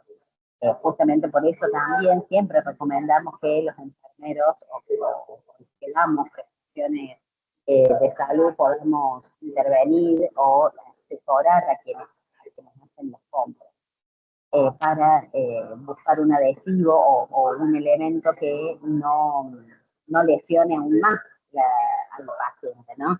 Y en este sentido, haciendo hincapié en los principios de no maleficencia y primero no dañar, ¿no? Los principios bioéticos. Fíjense en estas otras imágenes que también se ha generado estas lesiones por Martí en las fijaciones de los tubos endotraqueales o en el manejo de los electrodos o también de las cintas que sean los sensores de funcionometría. Hay distintos factores de riesgo, los factores intrínsecos que tienen que ver con lo propio del paciente, lo que le pasa al paciente, su edad gestacional, y van a tener que ver con eso, ¿no? La intensidad cutánea que tiene, cómo está transitando su proceso, y después tenemos los factores extrínsecos que quizás sea lo que nosotros podemos controlar, como la humedad, la temperatura y la preparación también de la piel al momento de aplicar un adhesivo. También otros factores como el diseño y propiedades del insumo adhesivo de uso sanitario tienen que ver con esto y es ahí donde tenemos que hacer el asesoramiento porque a veces algo de menor calidad es mucho más barato, pero genera este tipo de lesiones que a la larga termina aumentando los días de internación. ¿Sí? Entonces, como recomendación, antes de aplicar un adhesivo, se recomienda preparar siempre la piel en forma adecuada, que debe estar limpia y seca. ¿Sí? También utilizar la menor cantidad de cinta hipoalergénica necesaria para lograr el resultado, ¿sí? Y siempre se recomienda colocar un hidrocoloide como segunda piel. Es necesario porque el hidrocoloide no va a interferir en la medición de este sensor, pero va a proteger la integridad cutánea de nuestro paciente. No se recomienda tampoco el uso previo de películas protectoras con silicona, de las que les mostraba recién en la técnica de crofting, ¿sí? No se recomienda la utilización en el rostro. Entonces, lo ideal sería que pudiéramos colocar una película de silicona que vienen de distintas presentaciones, en toallitas, en topos, bueno, en aerosol o en spray. Lo ideal sería poder aplicar primero, por ejemplo, en la zona de la sonda orogástrica o del tubo endotraqueal, colocar esta película de silicona y posterior a eso colocar recién el hidrocoloide. Pero el problema es que no siempre en todas las unidades tenemos las presentaciones de toallita o de hisopo de estas siliconas. Entonces podemos hacer, fijarlo sobre el guante, afuera de la incubadora, y con la otra mano enguantada podemos, antes que se seque, sobre el guante, digamos, y colocarlo en la piel del paciente. Una manera como artesanal de poder subsanar esa situación, ¿sí? No utilizar ya, esto ya está descartado hace años, el uso de promotores de adhesión, que muchos años atrás, muchísimos, se utilizaban promotores adhesivos para fijar las vías percutáneas, por ejemplo. Bueno, ya está totalmente desaconsejado y hay mucha bibliografía al respecto de utilizar ácidos grasos hiperoxigenados en zonas de riesgo o en zonas lesionadas, porque los ácidos grasos hiperoxigenados son componentes creados artificialmente, pero que son propios de la piel, ¿no? Sobre la piel, sobre el epidermis, tenemos un manto ácido cutáneo lipídico que está conformado por distintos lípidos y tiene una acidez propia que le da el pH a la piel. Bueno, los ácidos grasos hiperoxigenados emulan ese manto ácido cutáneo lipídico, entonces es muy bueno para prevenir este tipo de lesiones, mantiene hidratado y mantiene bastante, digamos, la piel bastante suave para recibir este tipo de lesiones externas, ¿no? Incluso hay bibliografía que no la puse hoy acá, pero hay bibliografía nueva en donde se hacen estudios comparativos respecto al uso de los hidrocoloides versus el uso de ácidos grasos hiperoxigenados en la zona de la fosa de los venénicos. Perdón, Roxana, perdón, disculpa, por ahí no se escucha muy bien, porque ahí también la audiencia me está informando que por ahí se cortan las palabras. Bueno, ahí se escuchan. Sí, pero hay momentos que se escuchan y después como cuando va hablando es como que no se escucha claro. Ah, bien. Bueno, trataré de modular mejor entonces. Dale, Vamos gracias. con las lesiones. Perdón, mil disculpas con todos estos contratiempos. Las lesiones iatrogénicas asociadas a los dispositivos biomédicos tienen que ver mucho con las úlceras por presión. Sí, ya en el año 2023 se elaboró este documento de prevención de lesiones por presión en neonatos, también de este grupo español, que hace referencia a las lesiones por presión en este grupo etario. Y les menciona como lesión localizada en la piel o en el tejido subyacente, generalmente en una prominencia ósea como resultado de la presión o de la presión en combinación con otras fuerzas de cisato, ¿no? Ya no se utiliza solo el término lesiones por presión, sino que es mucho más amplio. E incluso también en este documento empieza a hacerse la salvedad de esta situación que pueden aparecer sobre tejidos blandos sometidos a la presión externa por diferentes materiales o dispositivos clínicos, como lo son, por ejemplo, las interfaz de Benelli, ¿sí? Entonces, estas lesiones por dispositivos médicos también son lesiones asociadas a la dependencia. Y fíjense cómo distintas situaciones pueden surgir que la piel se deteriora, incluso se deforma, ¿sí? Entonces, es muy importante tener en cuenta que necesitamos asegurar que estos eventos adversos no sucedan. También hay un documento de posicionamiento que es el cuidado de la piel en neonatos portadores de ventilación mecánica no invasiva. Este es un documento de consenso que habla sobre esta problemática y va mencionando a través del desarrollo del mismo todas las situaciones que se nos pueden presentar de acuerdo al tipo de interfaz que tenemos, ¿sí? Y qué cosas podemos hacer para evitar las lesiones. Presenta también en este documento un algoritmo de prevención de las lesiones piel en este tipo de pacientes y nos va mencionando respecto a distintas situaciones que pueden ir aconteciendo, como por ejemplo el exceso de humedad, si revisamos de humedad o no, si tiene exceso o no, si no tiene, bueno, qué es lo que tengo que hacer, si tiene, qué es lo que tengo que hacer. Y así con cada uno de las situaciones que se presentan.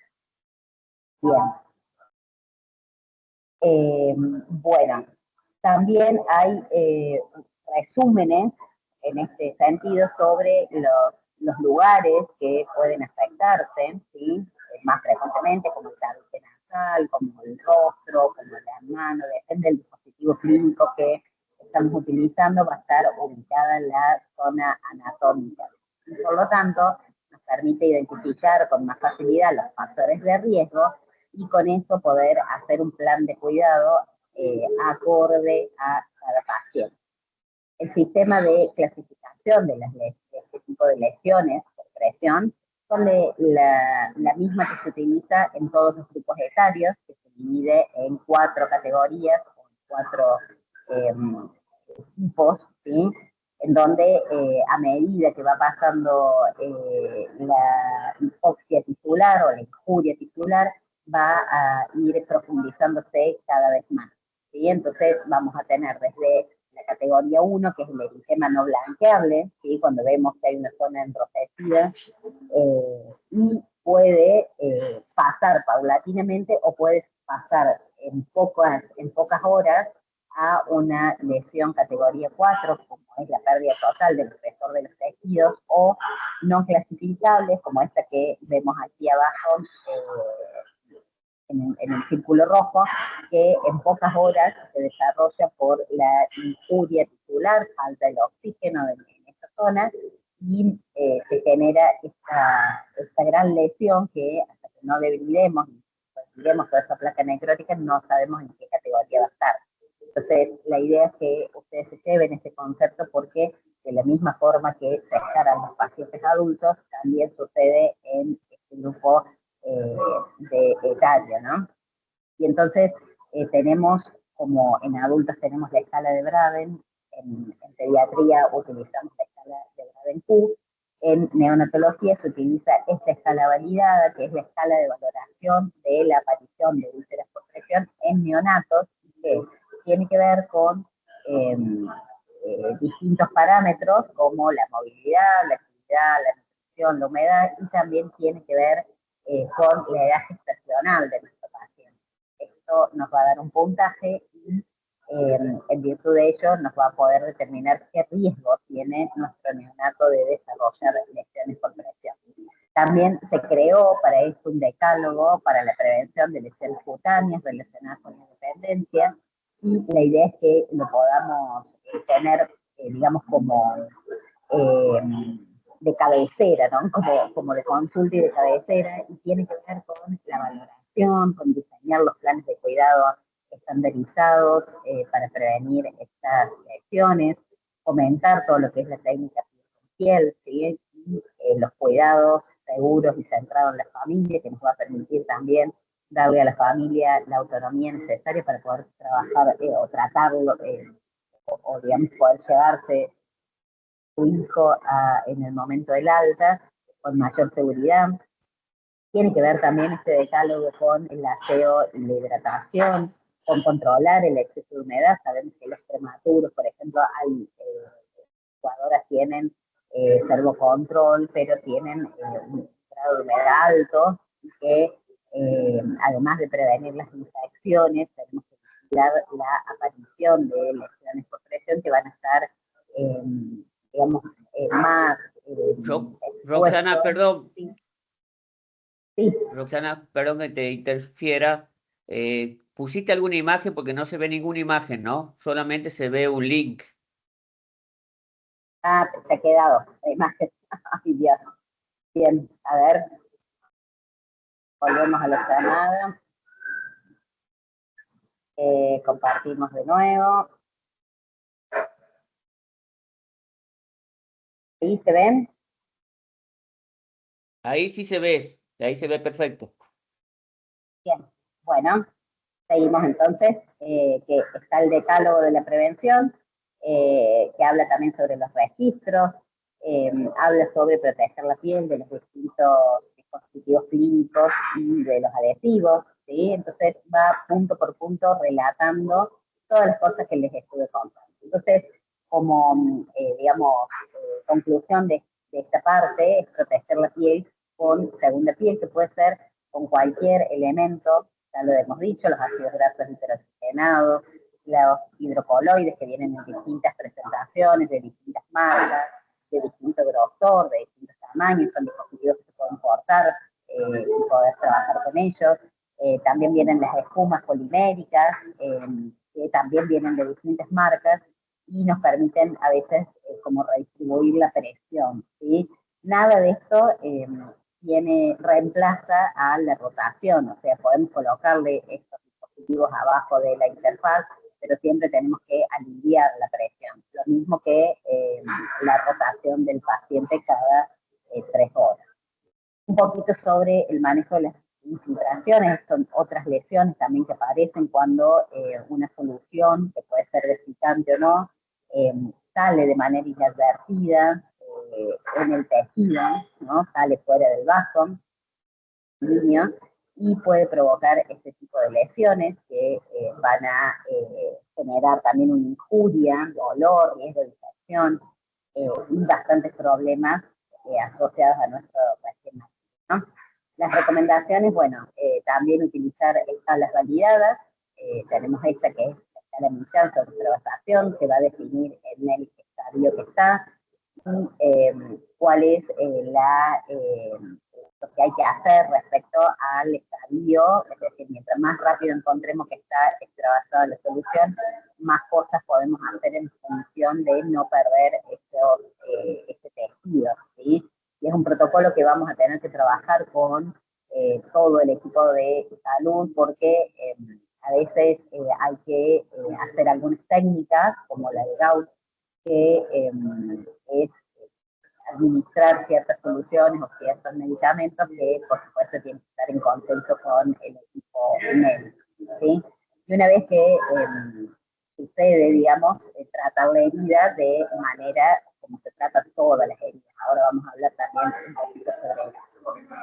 Otras lesiones de la piel en neonatos, bueno, todos estos son pacientes reales que se han ido consultando a través de distintas capacitaciones, distintos colegas han ido presentando a estos pacientes, haciendo consultas de cómo poder tratarlo. Bueno, fíjense, no sé si se alcanza a ver, bueno, no tengo puntero, pero en la que está aquí el abdomen, este paciente es una gastroquisis, que se hizo la corrección quirúrgica, pero quedó un manejo posterior un poco deficiente, no se gestionó bien el exudado porque, bueno, todas las vísceras no entraron en este primer intento, pero quedaba muy poquitito y entonces el médico, el cirujano no quería hacer una nueva intervención para poder cerrar todo eso, así que lo que se hizo fue manejar adecuadamente el exudado y promover la utilización sobre la víscera. Así que, bueno, fue un caso resuelto favorablemente. En la imagen del medio, que ven, hay un piecito con unas plicenas. Bueno, esas ampollas fueron producidas por una quemadura en la sala de partos, en el interior de la provincia de Córdoba. Habían recibido este neonato en una sala de partos con un caloventor como fuente de calor, y bueno, inadvertidamente pasó este evento adverso, en donde terminó la enfermera y la médica a cargo procesadas y condenadas por esta situación, ¿no? En la imagen de abajo tenemos una extravasación que también fue resuelta. En la otra imagen de abajo tenemos una lesión que esta está evolucionada de una ubicación, una mala ubicación de un catéter venoso umbilical, y que generó esa vasoconstricción, un hematoma en los tejidos profundos, y con el correr de los días se exterioriza y bueno, se trata de la misma manera que cualquier otra herida. En la imagen de arriba, este gordito que nació con epidermosis bullosa, esa condición en la piel de piel de cristal, que bueno, también necesita bastante atención de enfermería y bastante acompañamiento familiar. En la imagen del abdomen, esta es una fístula enterocutánea que se produjo también con un fistrum. Bueno, también un mal manejo de esa fístula, se intentó canalizar con una sonda, bueno, muy dificultoso, tampoco podíamos manejarla como una ostomía, así que bueno, terminamos haciendo el abordaje como una ostomía complicada, se pudo canalizar la fístula, mejorar el tejido y hacer la reintervención para el cierre de fístula. En la imagen del medio tenemos otro pacientito que en una cesárea de urgencia recibe un corte en el cuero cabelludo que se resolvió después manejándolo con medicamentos. En la imagen está del glúteo también otro paciente que está todavía bajo tratamiento. Me lo presentó un colega de Buenos Aires.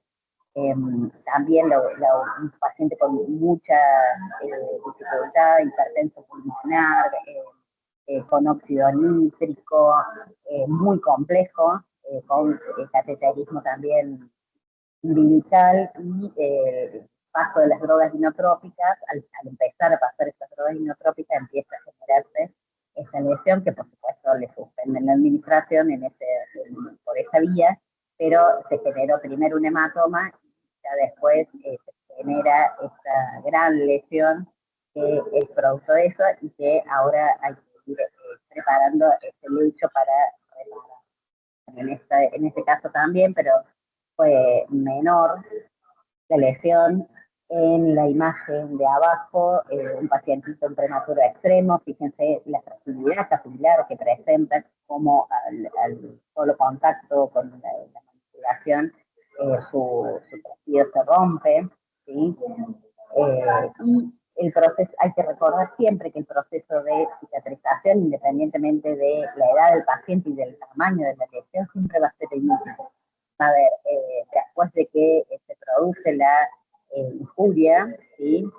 Se va a formar, es un proceso que tiene como distintas fases, y que para que pase a la siguiente fase tiene que estar resuelta la primera, y entonces lo primero que va a hacer el organismo es responder para que no se desangre. Entonces va a hacer un tampón plaquetario, van a migrar plaquetas a la zona lesional, luego va a ir pasando a la fase inflamatoria, donde se van a migrar células que empiezan el desplazamiento, y entonces es ahí cuando vemos que la zona está enrojecida, que parece infectada, pero que no tiene una secreción de que está infectado, sino que está justamente en esta fase inflamatoria, en donde el organismo está trabajando para poder pasar a la fase de granulación y posteriormente a la fase de epitelización. Es un proceso súper complejo que dura hasta 21 días más o menos. Cuando una herida se estanca, como la primera que veíamos del abdomen, ¿sí? de la gastroschisis, bueno, está esa zona inflamada, eritematosa, que no hay cambios significativos en el laboratorio que nos indiquen una infección, ¿sí? Bueno, lo que podemos pensar es que está estancado en esta fase inflamatoria y tenemos que acompañar para que repare, darle las condiciones justas para que el organismo pueda reparar. Darle las condiciones significa que tenga la temperatura justa, la humedad justa, el pH justo y la oxigenación justa, ¿sí? Para que esa herida se cicatrice. ¿Cómo la vamos a valorar? A través del esquema TIME, es un acrónimo en donde cada letra tiene que ver con algo que tenemos que valorar para organizarnos mentalmente. Entonces la T va a ser de tejido, ¿sí? Mejorar o controlar ese tejido que no esté viable. Entonces ahí vamos a poder seleccionar qué cosas utilizar, si necesitamos debridar o no, si lo vamos a hacer de forma autolítica, es decir, que el mismo cuerpo lo vaya haciendo, o si vamos a utilizar, por ejemplo, una colagenasa, que va a depender del grupo de la edad gestacional del paciente, o un alginato de calcio, o un hidrogel. Bueno, tiene que ver también con la edad gestacional del paciente. y con el tipo de tejido. Si presenta o no infección, que es la I, ¿sí? Entonces controlar la inflamación o la infección. La M va a tener que ver con la moisture, humedad, humedad en inglés. Entonces, vamos a controlar el exudado, ¿sí? A través de distintos apósitos. Américas andan muy bien porque no tienen no tienen aicinato, no tienen nada y gestionan muy bien el exudado. Y la E de es o borde, que tiene que ver con la estimulación de los bordes epiteliales. Ustedes recuerden que la cicatrización de heridas se produce de abajo hacia arriba y de afuera hacia adentro. Entonces, si tenemos unos bordes sobrelevados o están macerados, bueno, es muy difícil que avance. ¿Sí? Después tenemos otras cosas como la tecnología al servicio de cuidado, podemos utilizar termografía para determinar qué temperatura tiene más o menos la herida de nuestro paciente y poder determinar qué cosas vamos a utilizar. También tenemos esta escala para hacer una medición más precisa, donde vamos a medir la longitud, el ancho, el área, la circunferencia y poder ver cómo va evolucionando al correr de los días esta herida, ¿no? Este pacientito con esta herida. Esta aplicación se puede bajar en cualquier Android, ¿sí?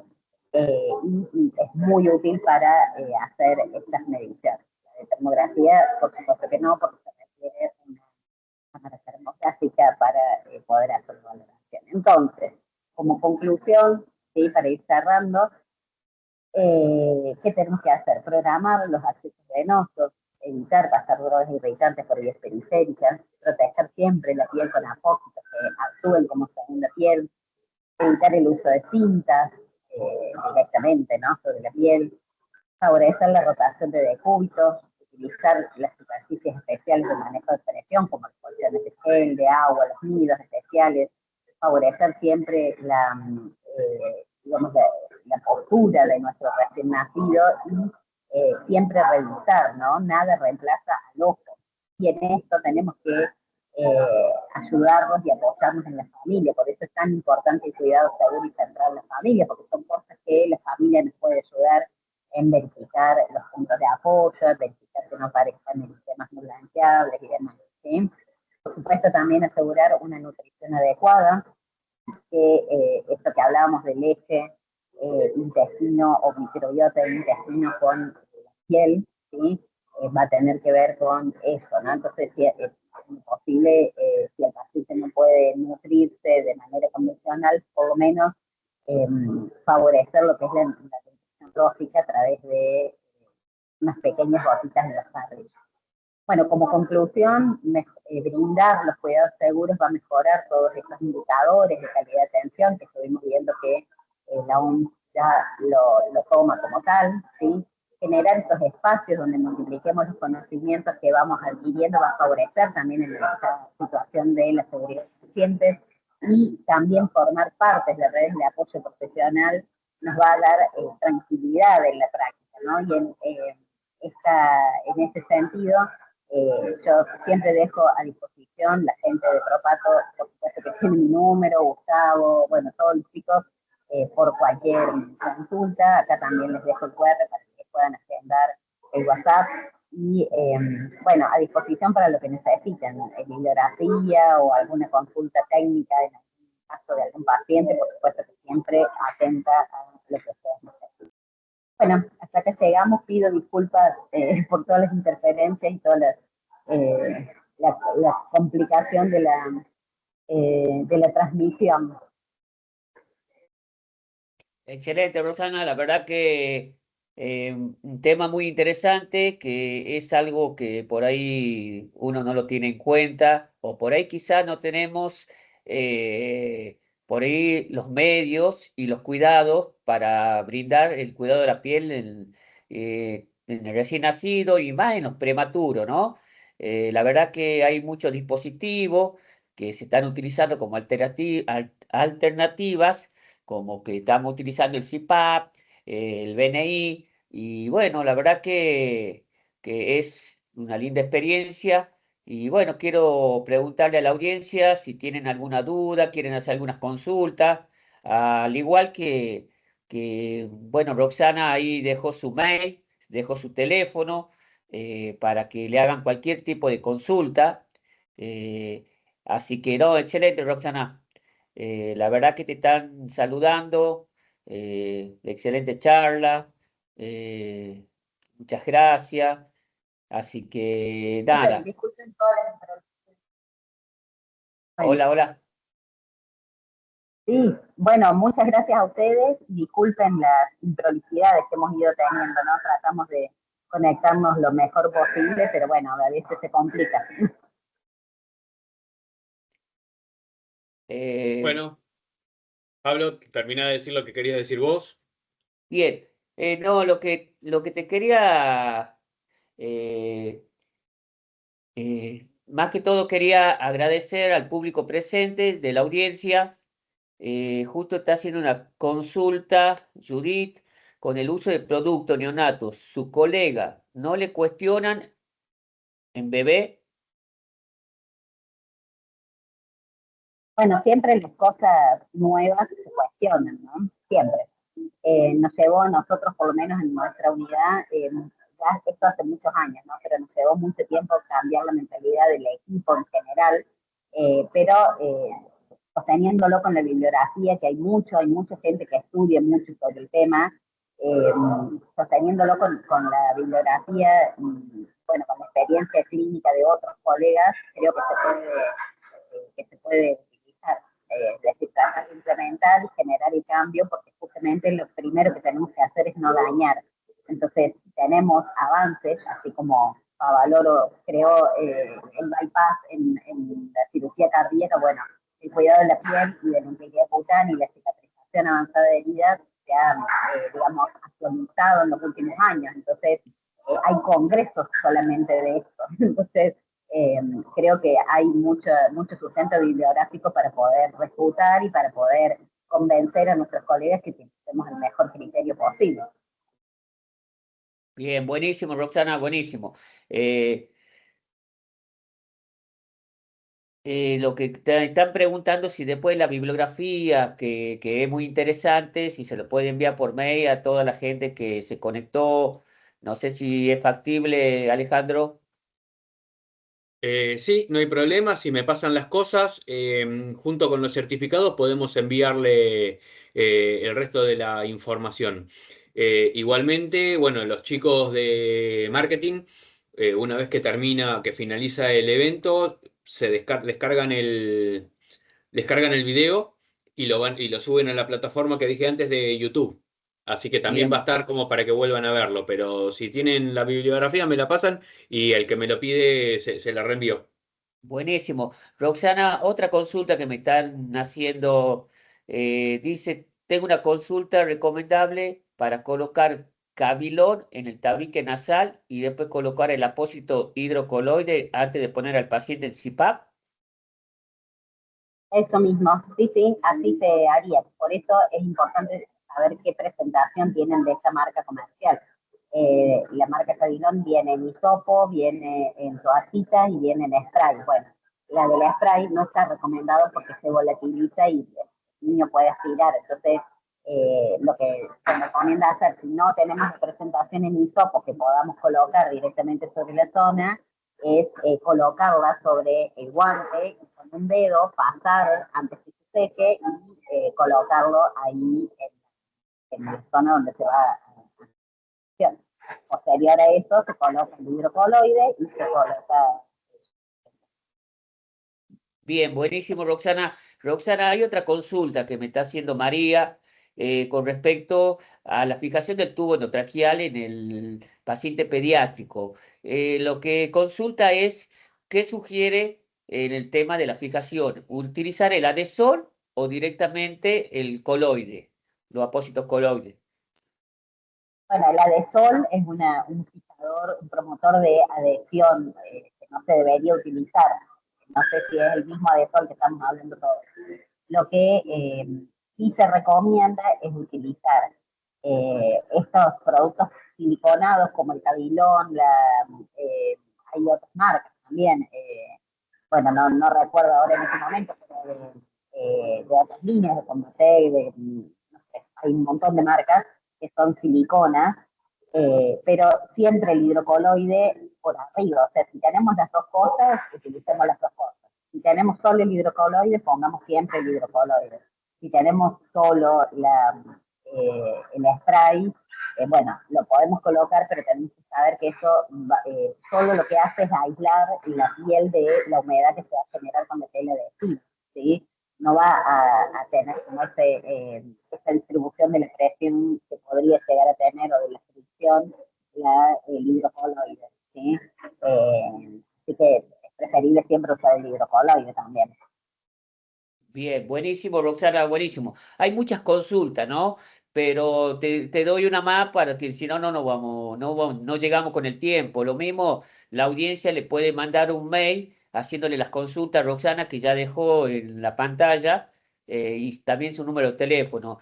Me pregunta Analía, en el caso del cuidado de la piel del prematuro, ¿consideras que es necesario que haya más evidencia científica, como en el caso de la Linovera?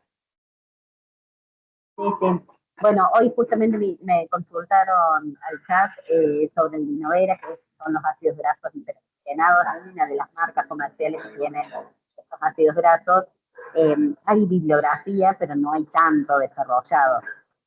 Hay buenas experiencias clínicas, pero por supuesto en neonatos y en prematuros extremos casi nada.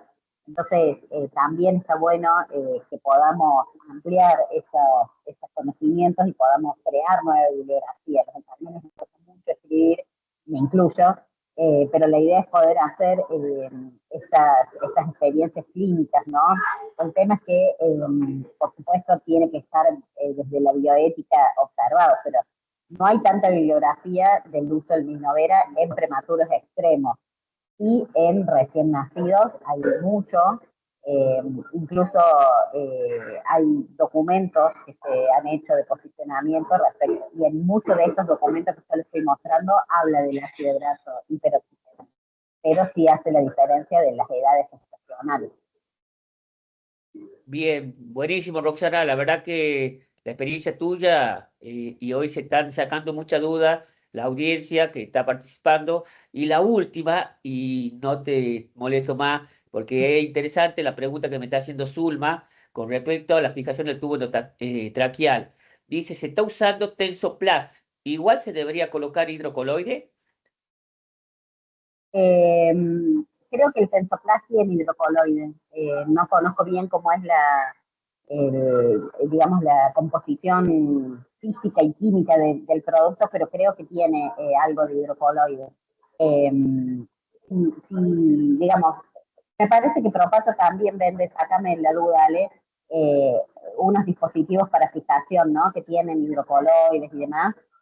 Entonces creo que tienen en el mercado. Bien, buenísimo, buenísimo, Roxana. Bueno, la verdad que un placer, excelente tu charla y despejando todas las consultas de todos los participantes. La verdad que muy buena. Muchas gracias, Roxana, por la participación y por tu experiencia. Bueno, un placer. Lo que necesiten, a disposición. Pronto vamos a estar haciendo seguramente un taller en Buenos Aires, que ya seguramente Gustavo Villalba les va a contar un poco más, y seguramente algo de esto vamos a estar trabajando. Así que también, por supuesto, invitados. Buenísimo, Gracias buenísimo. a todos. No, gracias a vos. Bueno, antes que todo, antes que de despedirnos, quiero darle las gracias a Alejandro Esteves de Propato por darnos este espacio para, bueno, para poder interactuar con diferentes colegas y bueno, intercambiar ideas. Así que nada, muy agradecido, Alejandro, por este espacio, y también agradecerle a Gustavo Villalba, licenciado Villalba, por convocarnos para que siempre está haciendo crecer enfermería. Te dejo la palabra, Alejandro. Gracias, Pablo. Bueno, repetir un poco lo que dijo Pablo, agradecerle a Rosana, a Darío, a Pablo por haber participado en este webinar, que a nosotros nos gusta siempre dar estos espacios. Hoy, bueno, estuvo un poco complicado, las conexiones son así y aparte, bueno, surgieron distintos temas de cada uno de los participantes como para para que le pongan un poco más de pilas, pero nada, hubo estas complicaciones. Agradecerle a todos los participantes que se quedaron hasta lo último. Agradecerle, como dijiste vos, a Gustavo Villalba, que siempre nos da una mano para organizar estos eventos. Y bueno, a todos los que se quedaron por más de una hora dentro del webinar van a estar recibiendo en el transcurso del mes, denos un tiempito, porque bueno, hay que hacerlo a los certificados, le va a estar llegando el mail. También tengo que agradecer a Silvina Girado, que es una compañera que es la que también nos ayuda en la organización, hace los certificados, los envía, está muy atenta a que salga todo lo mejor posible, así que también agradecerle a ella, que es de Propato. Y bueno, nada, nos estaremos viendo en otro webinar, en otra oportunidad, con temas nuevos o los mismos temas para apuntalar un poco lo que se habló hoy. Les mando un beso enorme a todos y muchísimas gracias. Bueno, saludos a todos. Muchas gracias, Alejandro. Chao, Gracias, chao, Roxana, gracias a y gracias, ustedes. Darío. Abrazos a todos. Gracias. Chao, chao.